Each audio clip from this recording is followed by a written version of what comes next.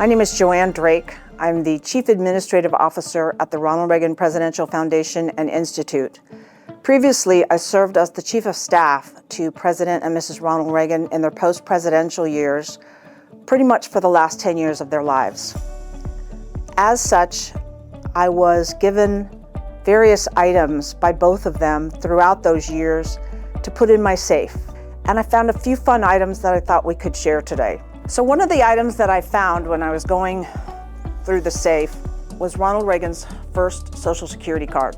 I remember finding it in his desk drawer and asking him if it was okay if I took it to the library so that we would have it to be able to display. And of course he said, well, yes, I don't need it anymore.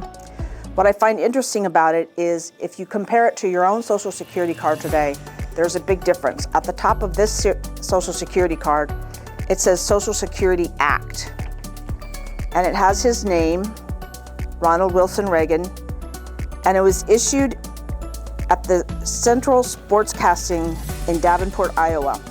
That was his first job out of college at WHO when he used to call baseball games on the radio.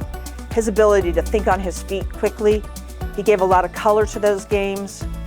It's something that he really enjoyed and he was very good at. It was really the beginning of his great communicator years before anybody ever thought to call him a great communicator. This item was something that was handed to me the day that the library was opened and all 5 presidents came. For the first time ever in American history, we have 5 presidents and 6 first ladies here.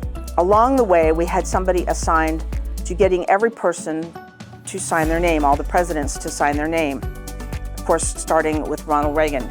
And the reason that we did that was because we wanted to be able to provide a photograph, a memoried photograph from that day with their actual signatures on it. What I find to be really interesting is Pat Nixon actually signed it, and that's really important because Pat Nixon actually didn't stay for lunch and neither did her husband.